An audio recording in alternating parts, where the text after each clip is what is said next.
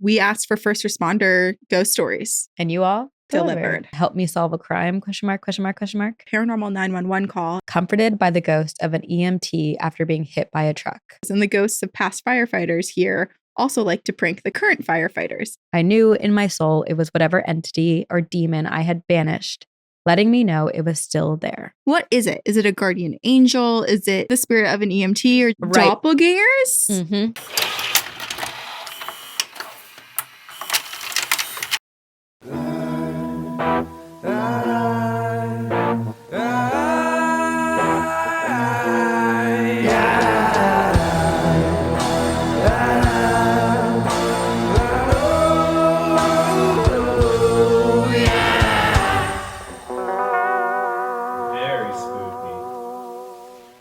Hello. Hey, This is Two Girls, One Ghost. Two girls, one ghost. I feel like you did something different. One One ghost. ghost. We're your ghostesses. That is Corinne. Hi. I am Sabrina. Hey. And a while ago, we asked for first responder ghost stories. And you all Delivered. So here we go. And you can keep delivering. If you've already sent a first responder story, thank you. If you have one that you're sitting on, do you want us mad at you? Well, the ghosts are probably mad at all of these people in this episode, and we're going to begin with a haunted firehouse. Ooh, I feel like I don't have any that are mad. I have some good, nice ones. I'm not sure I have any ones that are mad either. It was just my way of pivoting. It was a segue. It was a segue. Okay. Hi, friends. New listener here. I grew up in Ohio, and your Athens Asylum episode is what pulled me in. Ooh. Here is a story about a haunted firehouse I grew up in. In the house? Mm-hmm. My now retired dad was a firefighter my whole childhood. He retired a few years after I graduated college. Our town is very old and historical, so it's no shocker that the firehouse he worked in, there are several, was very historical and had a lot of spooky stuff going on there. So And to give a cool. visual of how the building was laid out, it was an old house turned working firehouse. That's very common in historical towns for businesses to be refurbished and old homes to be used for businesses. Mhm. There was a main floor, a basement, and upstairs, and the upstairs was very small, and that is where the firefighters would sleep. It was basically one big room where they all slept on individual beds, small beds, and seriously, if you see a firefighter, thank them for what they do because it is not fancy. The main floor had a huge room that was later turned into a garage for the 2 fire trucks and for each person's locker, for their uniforms, for their personal items. And there was one living room, a kitchen, and an office. I can't stress enough how small this thing was. When you go into the living room, you can literally see the kitchen and the office. There's nowhere to hide. I feel like that's an important detail. Mm-hmm. The basement was a gym with workout equipment. It had a pool table, a workbench with standard tools. And if you were in the basement, you could see every inch. Another place with nowhere to hide. When I was a kid, my mom would take me and my sister to visit my dad at work a lot. His schedule was 24 hours working, 48 hours off, etc. So we would visit my dad, we'd hang out with his crew, and those men were like uncles to us. Mm. And from time to time, we would hear strange noises in the building, which wasn't surprising given how old it was. They had to keep the gym in the basement because if they put that weight over the room with the trucks, the ceiling would literally collapse because it was that old. There were several times where we would hear loud noises inside when everyone else was outside. Once I was sitting in the living room with my dad and another firefighter, and I heard a distinct loud noise and then footsteps running down the old stairs that led to the living room. My dad laughed and told me it was probably just the ghost playing jokes. I asked him what he meant, and he said, you know, the firefighters are pranksters, and the ghosts of past firefighters here also like to prank the current firefighters. If you don't believe me, go upstairs and see if someone is there. I knew he was serious because he would never usually let me go upstairs. Number 1, because the guys were always trying to get some extra sleep. And number 2, it's not appropriate for a small girl to be alone with a bunch of guys who are trying to sleep. So I went upstairs and he was right. Every single person was outside.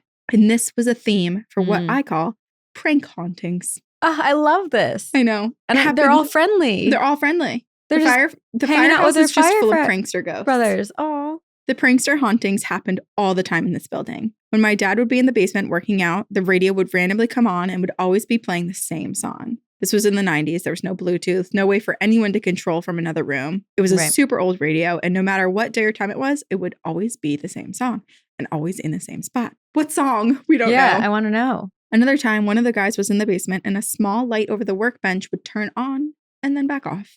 Not flashing, but turning on for a few seconds, and then a few seconds later, turning off. Just letting you know And he's then there. Back on again. He yelled out to the ghosts and jokingly said, Stop your pranking. You're going to make me have a seizure during my workout.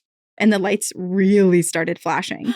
He started laughing and the flashing stopped. One of the guys would always sneak into the kitchen and take the middle slice of a sheet cake. Rude, I know. I like the end pieces. They have more frosting. Yeah. And I like the like little crispy on the outside. Yeah, I'm probably middle of the sheet cake. I'll eat the whole thing. So that's true. There's no self-control. I'm going to get middle end corner. Man. Everybody hated it. But one night he was in the kitchen sneaking a bite and the door to upstairs slammed and the kitchen lights turned on. He got so scared he dropped the cake slice on the floor. The next morning he told everyone and they laughed and said, "You deserve that." And thank you, ghosts. Nothing sinister ever happened, which is why we were never scared. But my dad and the crew respected the building and the spirits that continued to have fun there. Yeah. Thank you and see you on the other side, Rachel. What a fun upbringing. Right?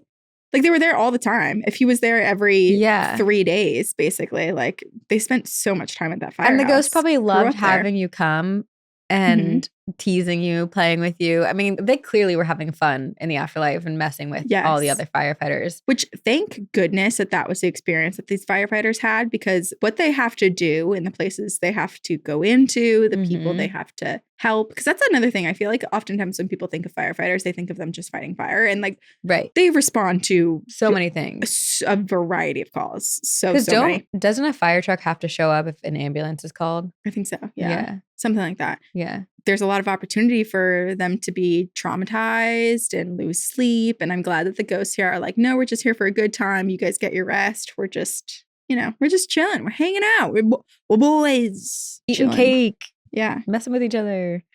Speaking of traumatized, this one is a story about an EMT who lost a life. So there is a content warning of loss of life that perhaps caused spiritual activity or PTSD, as is the title of this email from our listener, Haley.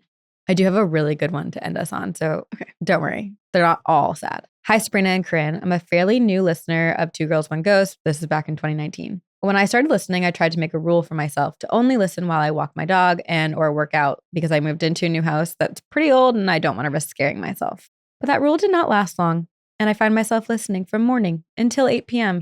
and somehow I sleep peacefully at night. You two are so funny and relatable and remind me of my best friend and I. Anyway. Thanks. This story is not my own personal experience, but my father's. This happened to him in the late summer, early fall of 2015, but he just told me about it a few weeks ago when I told him about your podcast, since him and I love scary movies, stories, myths, and legends. Summer of 2015. My dad had just officially been named captain of the fire department where he worked and had been a firefighter/paramedic for about 10 years. During the summer months, he had been on a lot of really bad critical medical calls with not the best outcomes. One of these calls in particular really stuck with him. To summarize, him and his crew had been called to a 27-year-old male who was complaining of difficulty breathing. They got there, and he said that the patient was breathing at a very fast rate. It was a textbook definition of cyanosis, blue, ashy skin, and in general, in quotes, looked like shit. He was dressed in jeans and a flannel. They were getting him from his apartment to the ambulance to be taken to the emergency room when he coded. My dad quickly intubated the patient and placed him in the ambulance to perform CPR. While they were performing CPR, suddenly the back door of the ambulance flew open. It was the patient's father. The father was taken out of the ambulance and the situation was being explained to him while the other crew members tried to revive the young man. Sadly, the patient was eventually pronounced dead after rounds of CPR. The events directly after the death were filled with drama involving the family and their beliefs of the EMS crew not doing all they could to save him, and it just added a lot of stress to my dad. And he thinks it might have something to do with the spiritual encounter I'm about to tell you. So fast forward a few weeks after this incident, and my dad is starting a 24-hour shift with his regular crew, which was not the crew he worked with on the death we just talked about. They were starting their morning with truck checks, and he said he went into what was described as a utility closet to get something. When he stepped out of the closet, he smelled an awful smell, which he described as worse than rotten eggs and worse than death, and saw what appeared to be a tall, thin male walking by him who was wearing, can you guess it, an old flannel and jeans. My dad followed the male, thinking maybe it was someone off shift stopping at his station, but he didn't see the male anywhere. He went to every room and there was no one, nothing. While he was roaming around the station trying to find the mystery man, that smell of death and eggs would not stop following him. He couldn't escape it. He asked everyone who stopped by, and nobody he was talking to could smell what he was smelling. He was the only one smelling it. At first, he thought nothing of it, but was worried about the smell. Like, is there a gas leak? Is something going on? So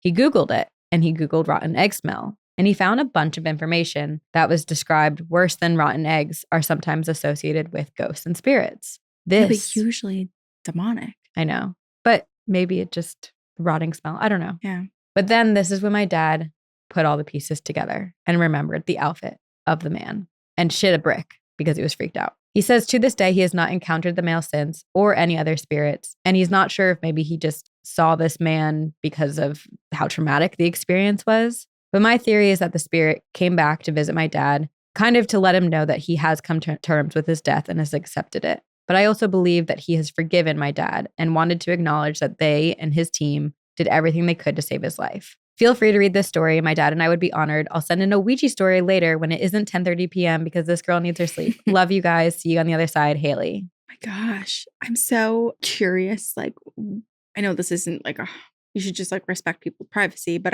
I'm also curious, like what happened in order for him to just, because it seems so sudden. It seems so surprising. Obviously, his family was in shock that it happened. He himself, it sounds like he might have called the ambulance for himself. Right. So he knew something was wrong, and that's very confusing. And I am curious too. Like I'm thinking of the book, If I Stay. I'm thinking of the Lovely Bones and kind of like maybe he was in this sort of in between in this confusion, and it took him going and witnessing someone from the crew that tried to save him to be able to be like, I'm finding some closure here and now I can move on. Right. I almost also wonder if like, because I do feel like PTSD and trauma does leave some type of residue or energy that I almost wonder if this experience was so traumatic, given the death, given the way the family acted and all of this like sadness, that this man's soul, what if he kind of stayed with Haley's dad for some time? And it was at this point that he kind of detached from the trauma, like he let go of him. And was able to, that part of his spirit was able to depart. Move forward. Yeah. Well, I hope so. This is so sad. I know. I can't imagine having that career and that profession and having to see the things that you see. And you're doing your best. Like you're trying to save people. But of course, like family and loved ones are going to be horrified and heartbroken. And sometimes that's misplaced anger, you know? Saved too. Like that's the thing. It's, everyone dies eventually. I know. Horrific. So sad. Why do we ask for first responder emails again? Because they see a lot of death and... Good day from down under. Good day. Good day. Good day. Good day. Yikes. Sorry. I feel like your hat was totally covering your eyes, but I wish that everyone could see you the panic. Yeah. You darted your eyes so quickly all over the place.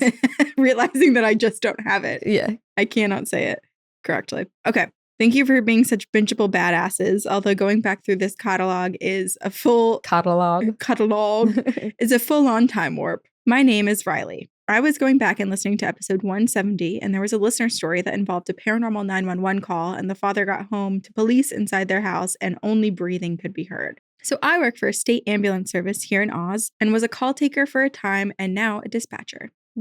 P.S. Here, we call 911 000, so we'll go with 000. Yep. This only happened a week ago, and I've only just gotten time to sit and write this out / process it. Wow. I was dispatching a quiet area for the night. I had hunkered down and I was watching a documentary because it's 3 a.m. and I can, when I finally get a job to dispatch. I noticed that the call taker was someone in the room and they had put it through as a medical alarm activation with no contact. I quickly dispatched my local crew to the case and thought nothing else of it, until I got a request to attach police. No problem. This is normal. They just need police to go help them break in because nobody's answering the door. So I asked the police to go join in on the fun and sit back, and I continue my show. Not even 5 minutes after the police show up, I get a request for me to call one of the paramedics. So I do. And the paramedic I spoke to says, just to let you know, we've gained access and a neighbor is with us, but the house is empty. And we've been advised that the owner passed a week ago and all of her services have been canceled, including her medical alarm. I just got chills that are like tingling. Yeah. Now, I have a recorded line at work, but I accidentally let out a low, get fucked. We all agreed that it was some spooky weird shit and the best thing to do was just run. The ambos jumped in their truck and got out as quickly as they could, and we closed the case, but we weren't done. You see, we can go back to 000 calls. So me, the call taker, and my 3 supervisors all stood around to listen to the call. Oh my gosh. You can hear the standard greeting from my colleague, and then nothing. A couple of, hello, you have dialed 000 emergency. What is the address? And are you there? But no response. So naturally, she took the address that was registered to the alarm and sent a response there. All you could hear was this garbled sound, as if someone was underwater. And sometimes what sounded like a moan or a yell, but there was no intelligible words. We were all so spooked. I called the paramedics back, and this time it was another ambulance. And all she had to say in response was, I fucking hate 3 a.m. And then asked if she could go back to the station as she needed to watch something nice. So there's my 000 story for you. Love your work, Riley. I'm so curious because this woman had passed away like a week earlier or a couple weeks earlier. I'm so curious if there was a call from the night that she passed away. Oh, yeah. That she's like reliving, or maybe she wanted to or wished that she tried to make a call, but it was too late. And now like the call finally went through or something. Yeah. Oh, I still have chills, especially on my left leg right here. I actually, when I was searching for stories, there are quite a few life alert going off when the person's like not home. There was one story of a listener was home. Her mom, the day prior, the life alert went off because she fell or something and was admitted into the hospital. The next night, she's home alone. Her mom's in the hospital with her life alert. Like, her life alert is not in the house. All of a sudden, like EMTs and police show up, knocking on the door, and they're like, the life alert just went off. And she's like, my mom's like already in the hospital. This happened yesterday. Gosh. We need to pull that one and read that. Yeah. This is also reminding me a little bit of, I won't for the life of me remember when we read it, but in one of the encounters, there was a woman who had passed. And like a week or 2 later, like her son or daughter had called to try to cancel a subscription. And they were like, oh, she already called. She called like 2 days ago. But she was they're like, no, my mother has passed. She passed 2 weeks ago. And they're like, I don't know what to tell you. She called and canceled her subscription 2 days ago. helping with all the cancellations. Yeah. Okay. Because she said something like, I won't be needing it anymore. As her reason, remember? Right. Oh my gosh. Yeah! You all have had some amazing and wild, scary, happy, incredible stories. So keep sending them to us. Okay, so this is from our listener, LJ. And it's called Help Me Solve a Crime, ? Ooh. Hello, beautifuls. This is technically an open investigation, so please just use LJ, she, her, if you read this. Okay. A few weeks ago, you asked for law enforcement stories, and boy, do I have a fun one. At the beginning of this year, and this was sent in 2021, I was on patrol with my partner when we got a call from dispatch about a fire. The caller stated that they witnessed 3 people lighting something on fire, throw it on the ground, and it lit the brush and grass on fire. The suspects were described as follows. 1 female, 2 males. One of the males was wearing a bright yellow-green jacket, while the other 2 were wearing dark-colored hoodies. Dispatch also told us that the caller's sons were chasing the 3 individuals through the woods. Also crazy. Yes. My partner and I arrived on the scene. He dropped me off to wait for the firefighters, and he went to find the suspects. I heard over the radio that my partner found 3 individuals matching the description, and the caller's sons at the pavilion were not too far from the crime scene. Luckily, the fire department arrived swiftly and put out the flames. Since that was under control, I met up with my partner and the suspects and the witnesses, and now a couple of other agencies that had responded to the arson. My partner and a state police officer were interviewing the suspects, so I interviewed the witnesses, the caller, his sons, and another witness. The 2 sons were so out of breath from running through the woods, but somehow our suspects were not showing signs of fatigue at all. So if they had just been chased, shouldn't they have been tired? They, along with the 2 other witnesses, positively identified these 3 people as the ones who started the fire. But these suspects were adamant that they did not start the fire, that they weren't even in the area when it happened. One of the suspects had a hiking app running with a GPS location and with times. And another suspect had a photo of them that was time-stamped, and you could tell it was about half a mile away when the fire started. What? So there is no way that these 3 were anywhere near the crime scene at the time of the fire being started. Yet the 2 people who were feet from them, chasing them through the woods, were positive it was them. And they were wearing the exact same things as described. There weren't many people in the park that day because it was chilly and windy in March. There were no other people in the area when it went down. And this is the only person who was wearing a distinct bright yellow-green jacket. Like I said, it's still an open investigation, so I don't think it will end up being solved. But the more I think about it, I'm like, was this a weird glitch in the Matrix? A time slip? A weird evil doppelganger thing? That's what I was thinking. Doppelgangers. Right. Like a trio of doppelgangers met up, befriended each other, and we're just like, let's cause chaos. Wreak some havoc. But this is not the only strange thing I've experienced at this job. I've been alone in the office and I've heard someone pacing upstairs. My coworker came in one day and heard another coworker having a phone conversation upstairs, only for that same coworker to get into work 5 minutes later. They weren't in the office when they were heard. Ooh, I feel like there's a lot of doppelganger energy. I know. Once I was talking to someone on the first floor when we heard something fall upstairs. We had a chair piled with equipment and the box that was under everything was on the floor across the office while the rest of the equipment was still piled on the chair. So it was like the chair, the box, and all this equipment. The box was pulled out from under all the equipment, but the equipment was still fine. Magic. It's like pulling a tablecloth and keeping all the table settings down. Party trick. Physics. My last story from this job happened shortly after clearing the scene from an EMS call. I was driving back to the office and I saw a kid walk across the road about 50 yards in front of me. I pulled up to where the kid was and rolled my window down to give him a hard time about wandering away from his family, but the kid was gone. I couldn't see him anywhere. There was nowhere he could have gone. We were basically in the middle of the woods, and there was no family or other people nearby. I got to my office and I shared this experience with my coworkers. And apparently, I was pretty close to where a Boy Scout was killed by a falling tree while camping with his dad and his troop. Oh my God. I recently moved to a new position and I've already heard there's a lot of history of activity at one park. Hopefully, I'll have some more stories to share with you soon. From LJ. Holy shit, my heart hurts thinking about that. The little kid, yeah. Wandering. I know. Oh, I can't imagine. So sad. Oh, I really hope his spirit is just, it's an active choice to sometimes come down and wander, and it's not that he's trapped there. He's just exploring the woods. I hope so, for the enjoyment of the woods and not confused and not able to move on. But my God, yeah, it does sound like this location is ripe with doppelgangers. Mm-hmm. It's so weird. Like the mimics, or like maybe there's weird timeline shifts, or it's weird because like if it was a weird timeline or glitch in the Matrix, it makes me wonder, those three people, which one belongs to this universe? Which of the three were the ones who started the fire from this one, or were they from a different universe and they came in real quick, popped in, and then, or is there a weird time warp thing happening in those woods in that park and they could be in two places at once in a weird way? Is this trio kind of like superhero kids? They can glitch. Are they able to do multiple things at once? It's like Dark, which I never finished. I think I got like 1 or 2 episodes. The last season was like it was just hard to conceptualize because it was so out of this world. Yeah. No, it is. And then it makes me wonder, okay, so now I'm making up a scenario in my head where it's like the brush fire, which is obviously a bad thing because it can be so dangerous to start a fire. Was that first to like stop something or like do something that we don't know?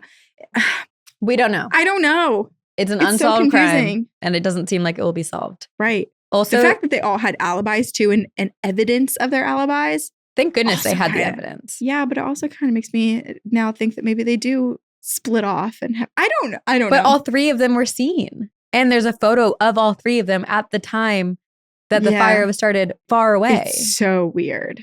And they weren't out of breath. And the people were chasing the suspects the whole time. It's so confusing. Also, if you see the pendulum Daniel moving, it is because there's a heater fan air blowing on him and not because he's trying to communicate. Yeah, I guess this winter is not a good time to actually test the pendulums. No, but I wanted him to be here.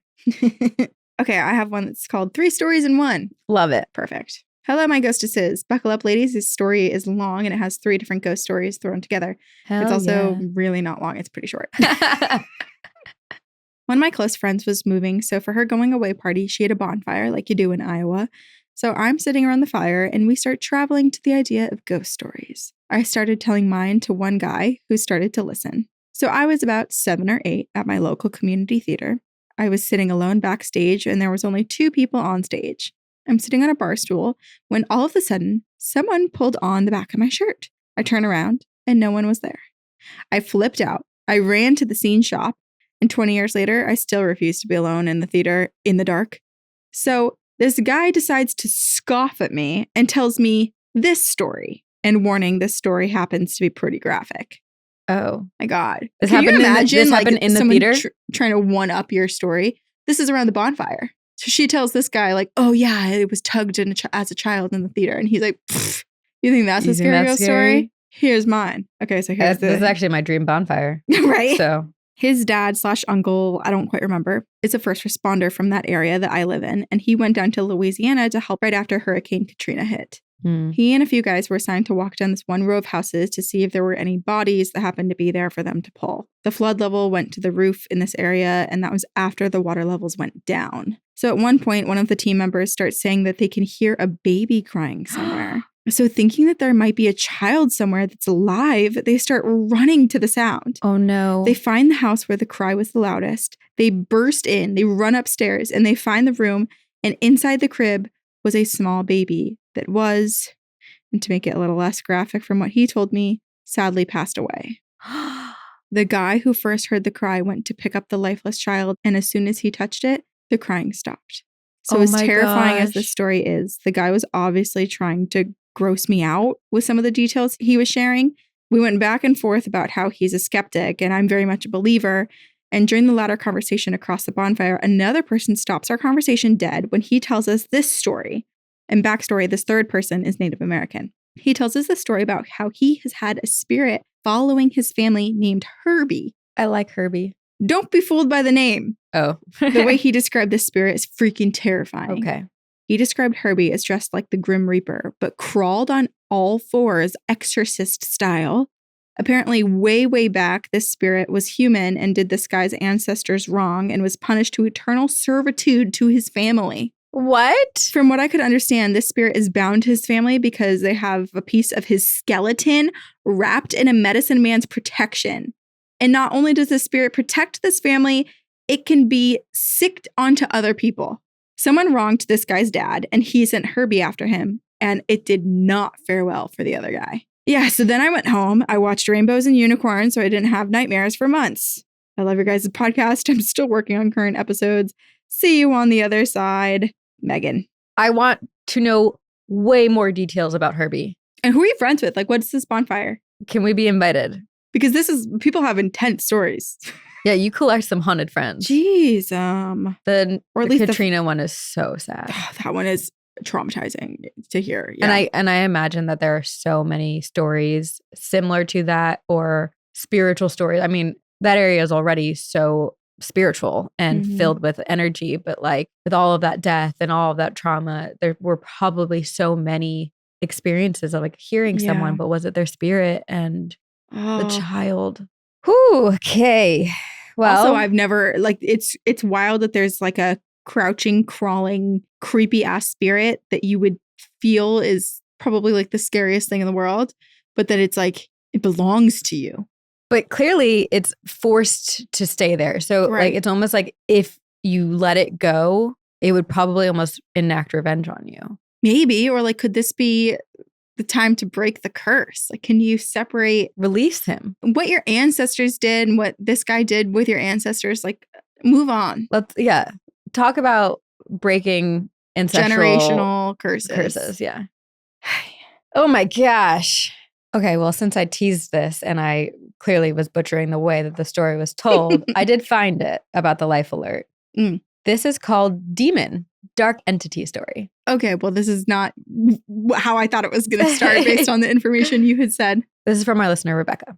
I love you both and I adore your podcasts and I have a great experience to share with you. It's my sister's demon story, but I have her permission to share. I have other stories of my own, but this is dramatic. Okay, so this is written from Rebecca's sister's perspective. So it's first person. I received a call from my mom who was in the hospital for a health issue and was awaiting discharge to home. She was concerned about the condition of her house because apparently she had let things go. She knew it was a filthy mess and asked me to clean it up so it would be a safe place for her to discharge from the hospital. I drove a few hours to her home. I arrived with all my cleaning supplies and a suitcase with my belongings, planning to be there for a few days to help her out. When I let myself inside, it was obvious that my mother had done nothing for months. Every dish was dirty and moldy, garbage was everywhere. And apparently my mother had a frequent craving for Chinese delivery food. There was a nasty smell, like no laundry had been done in several months. It was bad. And on top of the physical things I could see and smell, there was an overall sense of gloom, a funky, dark energy to the place. Which makes sense with all of this. Yeah. The first thing I did was change all of the bedding so I would have a clean place to sleep for the next few nights. And then I went to work on doing a deep clean of my mom's house. The first night, I woke up at around 3 a.m. and the bedside lamp in my mom's room had turned itself on. I turned it off and went back to sleep. The second night, I woke up again at 3 a.m. The bedside lamp had again turned itself on. But this time I realized it was not a coincidence. So I unplugged it and went back to sleep. The next morning, I put the lamp in the closet. The third night, again, 3 a.m., I was awoken. But this time, my bedroom was full of paramedics and firefighters. I was so shocked what was going on, and they explained to me that my life alert button had gone off. There had been no response verbally on the device, and there was no response at the front door, so they came in. But I explained, yeah, my mother had a life alert button, but she was in the hospital, and that life alert button was downstairs in the living room. They insisted that someone had pushed it, and we went to check it out. They looked it over to ensure there were batteries, and they showed me and explained that it is not easy to accidentally push it. You have to push it intentionally to set off the alarm. I had no idea and no explanation as to how it had been pushed. The next morning, I woke up and went to war because it was obvious to me at this point that there was something fucking with me. And whatever it had been was probably fucking with my mom for some time now. It felt like a demon. I got some water, prayed over it, walked around the house, sprinkling water in every room and anointing all the windows and doors. I commanded in the name of Jesus for the entity to leave the house and that they were not allowed to enter the house again and could not interact with me or my mother. They were banished. And truly, instantly, I felt better, like the gloom lifted and the house felt lighter. The fourth night, at around 3 a.m., I awoke. This time, there was someone knocking on the window to my bedroom from the outside.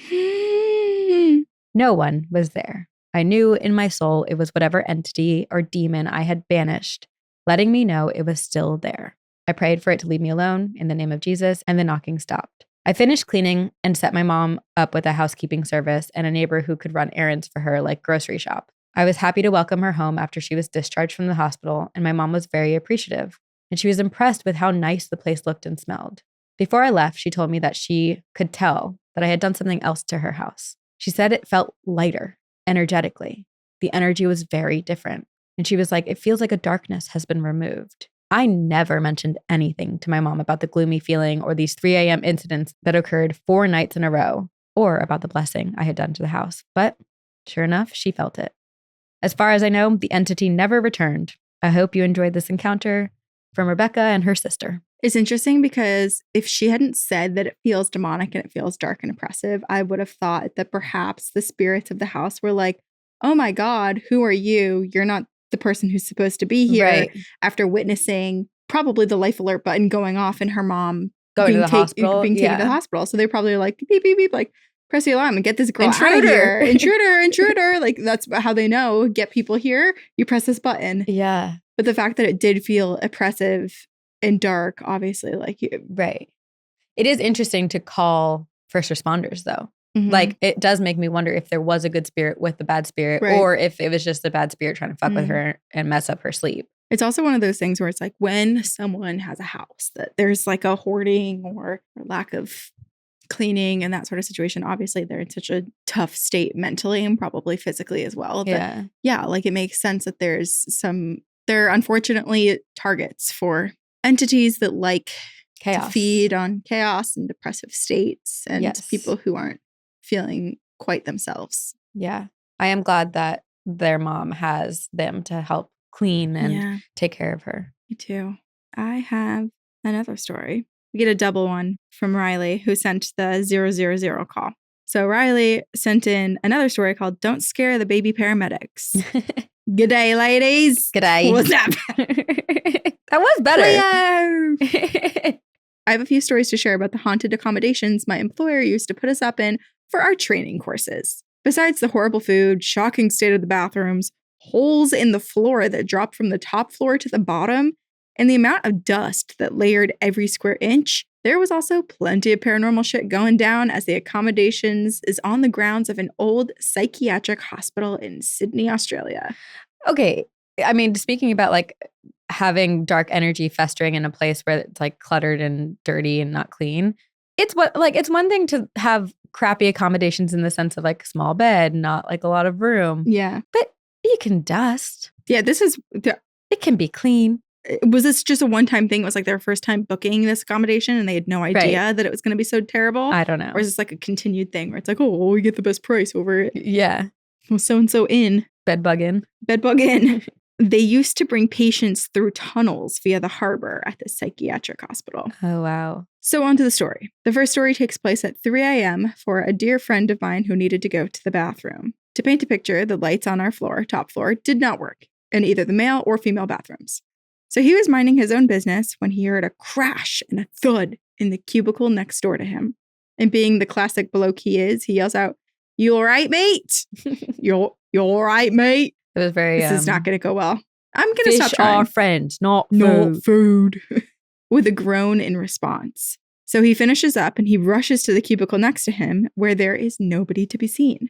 But the door is now off of its hinges and is now in the cubicle. He did Off not... of its hinges? Yeah. So the door crashed. Jesus. And someone was groaning. Who was groaning? He did not hear any footsteps before or after.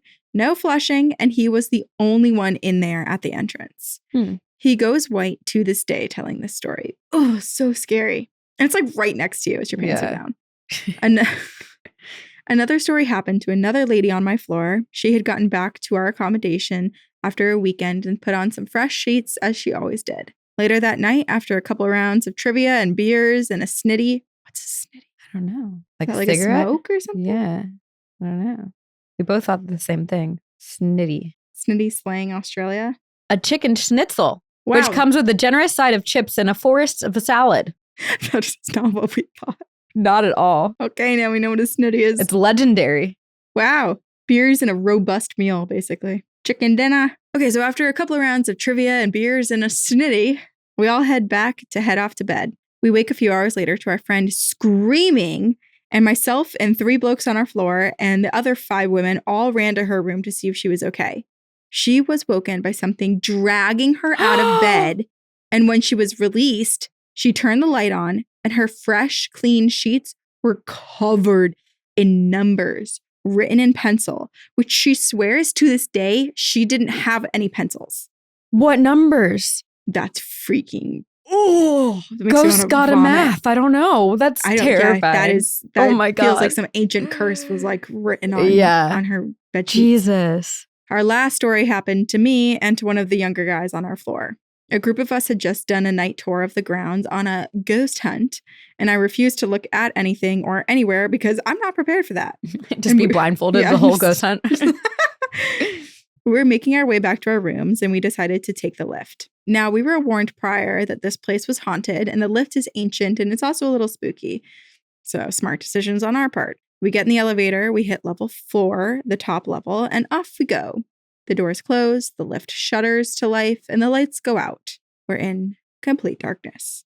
We're now both gripping each other. We get to level 3. The doors open as if someone was waiting to get in, and then it closes again. But instead of going up, we're going back down.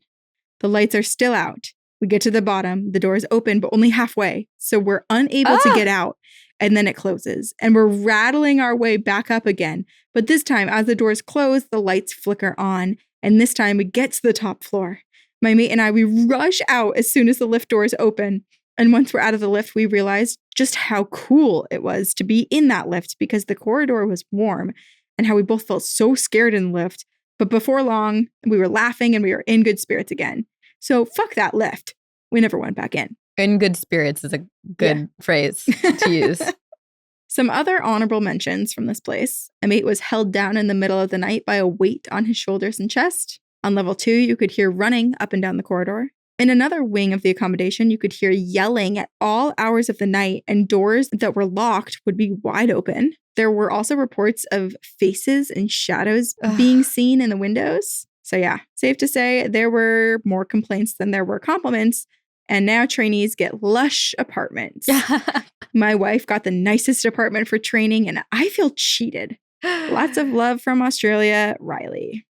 Well, Riley, you like ghost stories. That's why you listen to us, right? So maybe you actually benefited because now you have ghost stories to share. Man. But it's also so sad because it was a psychiatric ward. So all of these encounters almost feel reminiscent of the people who were in the psychiatric ward. Yeah. The writing numbers on the sheets, the being dragged out of bed. Like, did a patient get dragged out of bed by a nurse or a doctor? Screaming, crying, The screaming, being in pain, being fearful. The being held down. Like, the door to the bathroom, like busting through, like maybe someone kicked it through. Like, there's so much danger. There's so much. Yeah, you're making me feel really bad for all these spirits. I know. A ghost rid an elevator with you. That's kind of cool. That is cool. And a skinny ghost, because I barely had to open for them to get out. Yeah. On the first floor. Slender Man. Oh man, why does like the image of Slender Man being a psychiatric patient kind of make sense? Because it and does. Also want to be a children's book in my brain. I have one that is wild to wrap up with. Okay. And it is called Comforted by the Ghost of an EMT After Being Hit by a Truck, from our listener, Sammy. Whoa. Hello, beautiful ladies. First and foremost, I wanted to thank you for allowing such a safe and welcoming space for paranormal stories. My story, though very heartwarming, is very emotionally triggering to me and has taken a while for me to feel comfortable to share it. Well, thank you for feeling comfortable enough to share it with us. Thank you. To preface, I was in a horrific car accident in 2018 on Memorial Day in Arizona while driving to my friend's going away brunch. I was stopped waiting to turn right at a red light when a truck on the opposite side of the street ran the light and overcorrected, sending him directly towards me. The driver crashed into my driver's side so hard that I was pushed off the street, pushing my passenger side of my car into an electrical box. I was pinned in my car on both sides, with a lifted truck sitting on my left leg. On impact, my head crashed through the driver's side window, leaving me unconscious for about 1 to 2 minutes. Oh my God. I had absolutely no feeling in my legs and extreme pain in my hip and back. As you can imagine, I was screaming bloody murder, sobbing hysterically and screaming for a God that I don't even believe in to help me. In the midst of my screams and punching of the steering wheel to move the pain somewhere other than the literal everywhere I was feeling it, someone shoved their upper body into my passenger side window that was shattered on impact. It was a middle-aged woman who stated that she was an EMT. I reached out immediately and I grabbed her hand and sobbed. In the calmest voice I have ever heard, she asked me where my pain was, told me not to move my neck, and held my hand while I panicked. I was unable to move, still crushed by this large truck practically sitting in my lap. This unknown woman had such a comforting aura around her, and I squeezed her hand until I don't even know when. But this is where it gets foggy and a bit creepy. I don't ever remember letting go of her hand, nor do I remember her leaving my car window. As the fire department tore the door off of my car, paramedics pulled me out, rushed me to the ambulance where they started an IV, cut off my clothes. Big sorry to my friend whose brand new shirt I had borrowed and totally ruined. Least of anyone's worries. Yeah. And I was rushed to the nearest trauma center. Now, I lived in Arizona by myself at the time and had no family near me. The police were able to contact my parents who lived in Florida, and they rushed to the airport while I was in a trauma center dealing with a fractured knee, a pelvis broken in 3 places, and a severe concussion. My gosh. When my mom and dad arrived at the hospital later that day, I told them about this woman EMT stranger that helped me, and I begged for them to call the police and find her name so that I could thank her as soon as I could walk again. My mom did just that. However, there was no woman there. This woman did not exist. My police report has only 2 witnesses, 2 joggers that were on the opposite side of the street, and PD stated that there were no female EMTs or paramedics on the scene. I remember her so clearly, but the EMTs and paramedics and ambulance driver were all male. But I insisted that there was a woman and I needed to find her. Upon calling a different officer that was on the scene to see if he had any answers, he explained to my mom that even the video evidence from the scene shows no woman, nobody by the passenger seat window. To this day, I cannot tell if the severe head trauma was playing tricks on me, but every other detail I have about that crash is still so ingrained in my memory and correct. I can't deny that safe feeling of having her hold my hand and that vivid memory of her. It's a feeling I can't put into words. I firmly believe that this woman was real, not a figment of my imagination or my injuries, but maybe a spirit reaching out to help me. Whoever's family ghost she is still taking care of those in need from the other side. Thankfully, over a year later, I'm walking around and doing so much better. I still have memory lapses occasionally, as well as nerve damage in my back and hip, but I'll take it. Thank you for taking the time to read my story of the ghost EMT who helped save my life and my sanity. I wish you both nothing but happiness and safety. Stay spooky. I'll see you on the other side, Sammy. Wow. Oh my gosh. It's a horrible, horrible accident. I'm so sorry you had to go through that. I can't imagine. I know. And I'm so grateful you're okay. Yeah. Yeah. It's just so wild because there are so many stories like this where it's like, what is it? Is it a guardian angel? Is it I know. an EMT, the spirit of an EMT, I mean, or she just said someone she who was. Yeah. right. How are we brought together with these people who help us in those moments? It's Right. like, it reminds me, I feel like we more recently read an email too where someone's dad hit a telephone pole and was told by a teenage boy not to get out of the car, and there were live wires everywhere, but like that boy was not alive. It's like, yeah. how is this happening? Are they in that area? Is there like a life alert for the ghost? And they're Right. like, And they're like, someone send needs someone us. Send an down. EMT. Because there was a whole Unsolved Mysteries episode about this phenomenon. There was a man who was in a really, really horrific car accident. His car had flipped and a woman like pulled him out of the car and like sat with him and kept him company until the EMTs and everyone arrived. But then he starts asking around for that woman and they were like, you were alone when we came here. And he's like, I didn't get myself out of the car. Which is so crazy. And I feel like it might have been that same episode. And I think we talked about it on our podcast where there was that car that I think flipped over on the side of the ridge. And the only way to get to that car was basically like a 10-minute sprint. And a guy got out of his car and he was prepared to make that 10-minute sprint, get over the bridge and get to the ridge. And within like 30 seconds, he was at the car pulling the guy out. And he was like, how did I just get here? And it was like something blipped him over there. Chills. I mean, amazing. So amazing. That's a beautiful story in all of these instances. And like, Sammy, maybe it's your own guardian. Yeah. That's a good guardian to have, someone with the EMT training. I know that I can't imagine like I would ever want to go back to this place, but the scene where the accident happened, if you stood in that spot by the pole where the woman had reached her hand in through the passenger side window, like, would she reappear to you? Yeah. I don't know. Yeah. Would you just suddenly have like a knowing and download? Would her hand touch you? Who it is? Yeah, it's wild. Man. Ugh. Well, thank you everyone for sharing your stories. We have more. And I know you all have more. So please email them to us at twogirlsoneghostpodcast@gmail.com. And if you want all episodes ad-free and 1 week early, video and audio formats, you can join us on Patreon. It's $5 a month. You get every episode 1 week early, ad-free.